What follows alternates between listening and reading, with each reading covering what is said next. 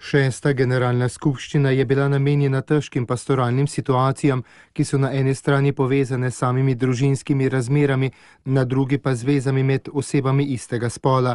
Razprav se je poleg svetega očeta udeležilo 180 sinodalnih očetov. Izpostavljeno je bilo, da cerkev ni carina, ampak očetova hiša in torej mora vsem ostalim nuditi potrpežljivo sprejemanje, tudi tistim, ki so se znašli v težkih razmerah.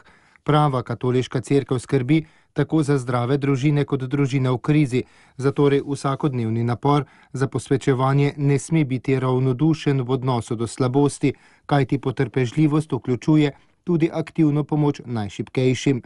Glede postopkov za ugotovitev ničnosti zakona je strani mnogih bila izražena potreba po pospešitvi procedur in po vključitvi več kompetentnih laikov v cerkvena sodišča, a obenem je bilo tudi opozorjeno na nevarnost površinskosti in nujno zaščito spoštovanja resnice in pravic vseh vpletenih strani.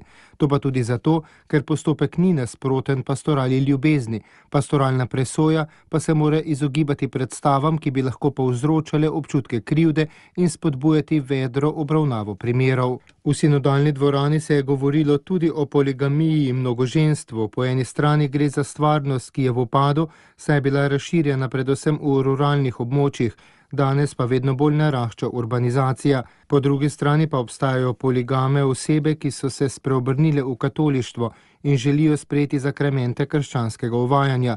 Zastavljeno je bilo vprašanje, ali obstajajo specifična pastoralna merila, s pomočjo katerih bi se lahko v teh stanjih lahko stopilo nasproti s primernim razločevanjem. Med razpravami je bilo ponovno poudarjeno, da je boljša priprava na zakon nujno potrebna in sicer predvsem med mladimi, ki jim je treba predstaviti lepoto zakramentalne zveze skupaj z ustrezno čustveno vzgojo, ki naj ne bo samo moralistično vzpodbujanje.